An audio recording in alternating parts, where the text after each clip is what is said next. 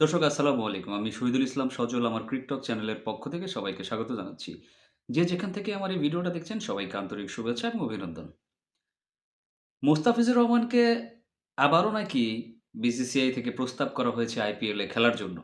এই কথাটা কতটুকু সত্যি, কতটুকু মিথ্যা আমি জানি না। যেহেতু আমি জাস্ট শোনা কথা আরকি। তো শোনা কথার প্রেক্ষিতেই বলতে চাই, যদি বিসিসিআই বা আইপিএল ফ্র্যাঞ্চাইজির পক্ষ থেকে যদি মোস্তাফিজকে এই প্রপোজাল দেওয়া হয়ে থাকে, তাহলে কি সেখানে মুস্তাফিজুর রহমানের আইপিএলে আবার পুনরায় যাওয়া উচিত?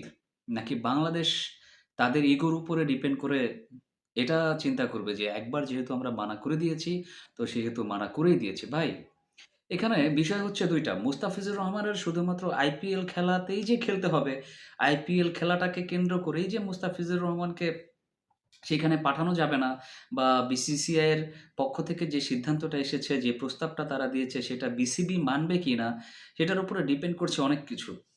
একটা পার্টিকুলার ফ্র্যাঞ্চাইজি লিগ নিয়ে বা কিংবা একটা ওয়ার্ল্ড কাপ নিয়ে কিন্তু আপনার বাংলাদেশ ক্রিকেটের ভবিষ্যৎ কখনো নির্ধারিত হতে পারে না।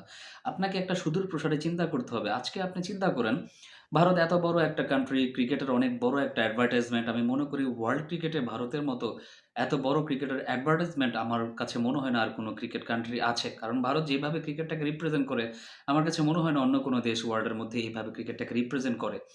এখন আমার কাছে যেটা পার্সোনালি মনে হয়, যদি ভারতের পক্ষ থেকে মুস্তাফিজুর রহমানকে প্রপোজাল দেওয়া হয় আবার, যে আপনারা আবার মুস্তাফিজুর রহমানকে আইপিএলে খেলান, সেই ক্ষেত্রে তো আপনার ভারত, আমি বলব, বাংলাদেশকে যথাযোগ্য সম্মান প্রদর্শন করছে। এখানে তো বাংলাদেশের যেই একটা এই জয়ের দরকার ছিল, বাংলাদেশ তো সেই জয়টা আসলে অ্যাকচুয়ালি পেয়েই যাচ্ছে।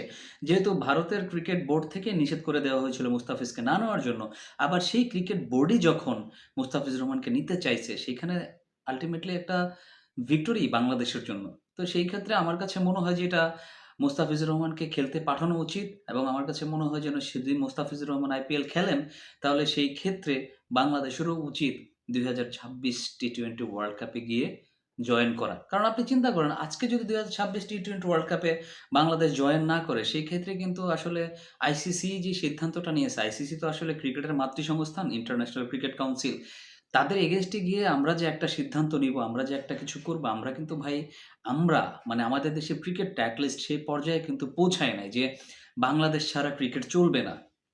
আমরা কিন্তু ভাই অস্ট্রেলিয়া না, ইংল্যান্ড না, আমরা কিন্তু পাকিস্তান না, ভারত না, যে আমরা প্রত্যেকে ওয়ার্ল্ড কাপ উইন করেছি, যার কারণে আমাদেরকে যোগ্য সম্মান, যোগ্য যে জিনিসটা আমরা পাই সেটা আমাদেরকে আইসিসি দিবে। এমনও তো হইতে পারে যে টোটালি হয় না, এরকম ঘটনা কি আগে ঘটছে কিনা আমি জানি না। বাট এমনও তো হইতে পারে আইসিসি যদি মনে করে যে আমরা এত করে রিকোয়েস্ট করলাম বাংলাদেশের কাছে, বিসিবির কাছে, সেইখানে তারা আমাদের কথা শুনল না, আমাদের কথা মানল না। তো তারা কিন্তু চাইলেই বাংলাদেশকে আসলে টোটালি ব্যান করে দিতে পারে। এরকম সম্ভাবনা কি আছে? আমি জানি না দর্শক। আপনার কাছে কি মনে হয়? আপনি কি জানেন? আইসিসি চাইলে কি বাংলাদেশকে চিরতরে ক্রিকেট থেকে ব্যান করতে পারবে? এরকম কি কিছু হইতে পারে?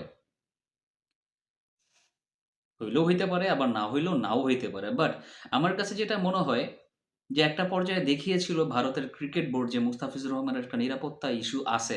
আমার কাছে এটা মনে হয় না নিরাপত্তা ইস্যু আছে। ভারতও একটা পর্যায়ে একটা জিনিস ইগোতে নিয়ে নিয়েছিল যে আসলে বাংলাদেশে যে ঘটনাগুলা ঘটছে সেটা হচ্ছে আপনার একটা ধর্মতান্ত্রিক যে বিষয়গুলো, আসলে ক্রিকেটে তো ধর্ম রাজনীতি কোনটাই জড়ানো উচিত না।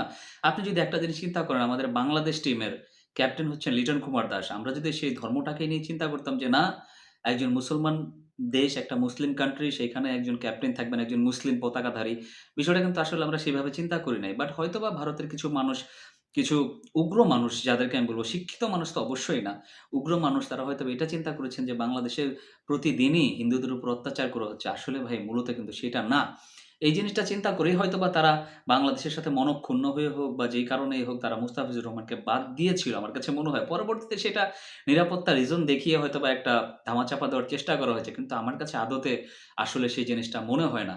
তবে আমি এটা বলতে চাই, ক্রিকেটের একটা ফিউচার আছে। এই রাজনীতি বলেন বা ধর্মতান্ত্রিক যে বিষয়গুলো আছে, এগুলো নিয়ে যদি আমরা ক্রিকেটটা নষ্ট করি, এটা ভাই ক্রিকেটের একটা বিশাল ক্ষতি হয়ে যাবে।